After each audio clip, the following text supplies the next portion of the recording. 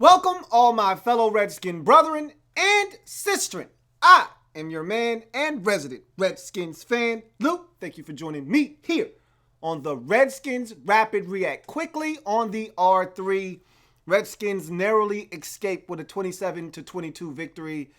They continue to want to give us a heart attack week in and week out. But look, you should be accustomed to this. We don't blow anyone out, and generally, we don't get blown out. It's usually a close game that we're either going to win or lose at the very end, and we were on the right side of this particular game. A lot of different takeaways from this game. First and foremost, our defense stinks. And if we don't make the playoffs, you know why. They're going to be the death of us. They didn't play horribly in this game, but again, the difference between winning and losing in this league is finding a way to get stops. Redskins got stops in the red zone in this game. You see how that works? If we give up touchdowns like we did last week against Arizona or the week prior against Dallas, we lose this football game. But because we were able to keep the Eagles out of the end zone and force them to kick field goals, we got away with one. The pick by Everett in the end zone. DeShazer Everett getting a chance to play. It was funny. I was talking to someone. I can't remember who it was. It might have been Redskins Review. I can't remember who it was, but he was like, man, maybe we need to give DeShazer Everett a shot. I don't remember who I was talking to, but good call on that. He played a lot today, had a huge interception after the Jordan Matthews wasn't able to get his second foot in bounds. The very next play, DeShazer Everett with a pick in the end zone. Shades of that Giants game earlier in the season where we dodged a bullet, get an end zone pick that changes the game there. So opportunities for this Redskins defense. They take advantage with that play, the one at the end by Kerrigan to get the sack, forced fumble, recovery by Murphy to put this game on ice for the Redskins. The Eagles, they self-destructed in this game. Okay, the missed opportunities. Just talked about Jordan Matthews not getting the second foot down, and then Wentz throwing the interception. You look at their long snapping situation and how that unfolded. The fact that DeShazer Everett knocked Darren Sproles out of this game. If he's on that last possession, it doesn't go the way that it did, I don't think. And so there were a lot of opportunities. They missed a field goal attempt because the long snapper wasn't in the game, and the guy that was in for him, Brent Selleck, didn't do a good job. So we got some great field position there, and it's a number of different things that transpired in this game that saw the Eagles miss some opportunities to score points, and we were able to take advantage. Kirk with a big-time pick six that got the Eagles back into this game. We were able to get the stop on the two-point conversion, though, so that was huge because it would change the way that this scoring was set up at the end of the game had they gotten the two-point conversion. So a lot of different things transpiring in this game.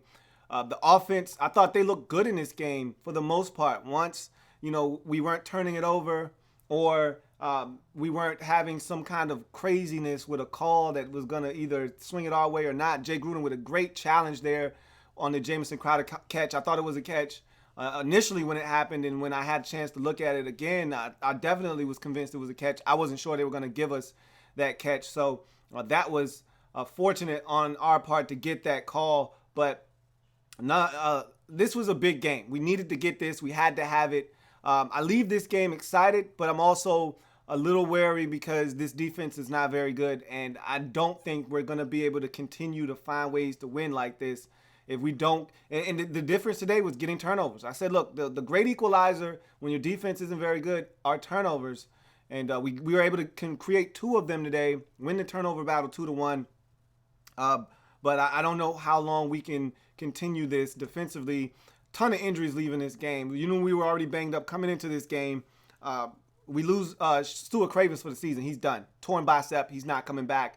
I'd like to think that Will Compton might be out for an extended period of time with his injury. Jordan Reed, as you can see, not 100%. And we knew he wasn't 100% coming into this game, but I don't even think he's 60%. I mean, we saw him maybe all of 10 snaps in this game. Started the game, played early, had one catch. That was it. Didn't see him on the field very often. So we're still banged up. I actually like Ari Kwanjo at left guard. I think that's something they might need to consider rolling with moving forward, as I'm not a big fan of putting Sean Laval back in the lineup. I just think he's a liability out there. So I actually thought Ari Kwanjo performed well. Thought Martrell Spate came in and did some solid things. Again, I'll have to go back and watch him intently, but I thought he came in and acquitted himself well.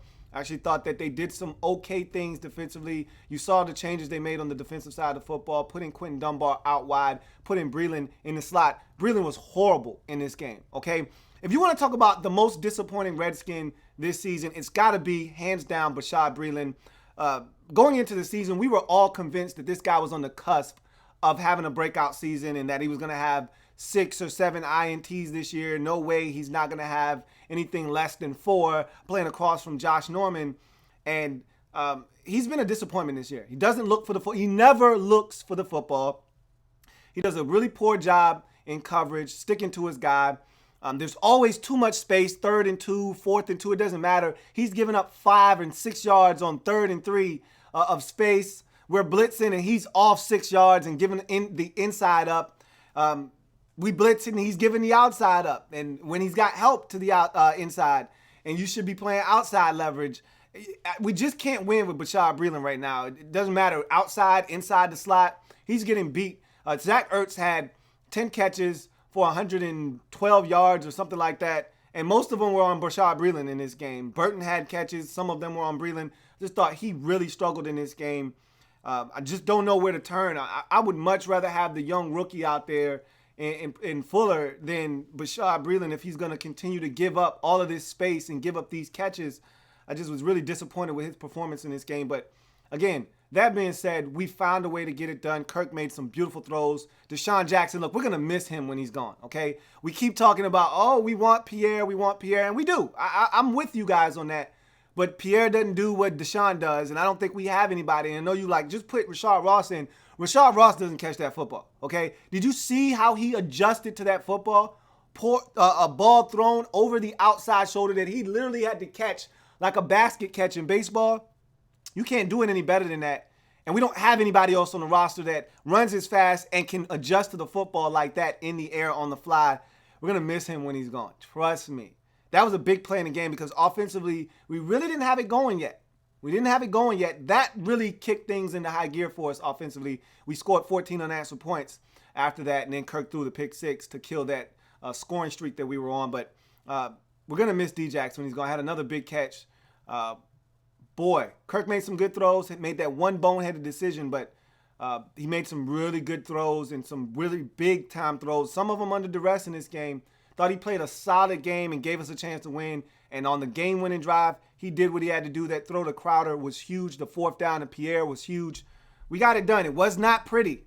And I'm not walking away from this game ultra confident. But we won the game. That's all that matters. We're 7-5-1. And I think that may have been one of the toughest ones we're going to have left. Again, I say that, and we still got the Panthers next week. That's no pushover. They're still the Panthers. Chicago gave Detroit a run today. That's going to be tough. And then obviously in the division, family business, Giants, week 17, that may be for a playoff spot. Both of us may be sitting on the fringe of the playoffs, and the winner gets in, loser goes home. That could end up being what that game means week 17, but we're a long way from that. It's one at a time, and we got the first one. If we're talking about running the table, you can't run the table without winning the first one, and we did that today. Again, a lot of takeaways from the game, the biggest being injuries. We're already thin defensively. We lost some more guys in this game, and I think for sure one of them, Sua Craven's not coming back for the remainder of the season. That's a torn bicep, folks. He's done. So that's pretty disappointing, but we get it done. Redskins win 27-22. We get the stop needed at the end. It wasn't pretty. It reminded me a lot of Detroit. I was really worried. I thought we were going to lose. I was never confident until they got the sack and recovered the football. And so there you have it. Redskins get the win. We had a lot to discuss on Tuesday night. So join me for the Redskins Report live.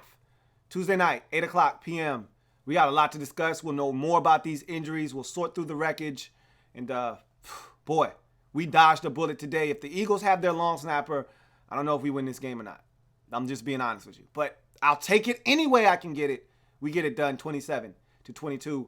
If it happens in the National Football League, you know I've got you covered. And if it's happening to our Redskins, you know your man Louie T is going to be here breaking it all down with you. Remember, I am a Redskins fan, etched in burgundy and gold. My Redskins spirit will never die. Redskins spirit will never fold until we meet again. Hail to our beloved Redskins, winners of a 27-22 Week 14 matchup over the Philadelphia Eagles. Eagles drop to 5-8. Redskins move to 7-5-1. If the Buccaneers or the Falcons lose, Redskins are back in the playoff picture. We'll see what happens in these 4 o'clock games. I'll see you later on in the week. Enjoy the football. Cowboys, Giants, somebody's got to lose. Either way, it's beneficial to us. I'll see you later. Have a good one.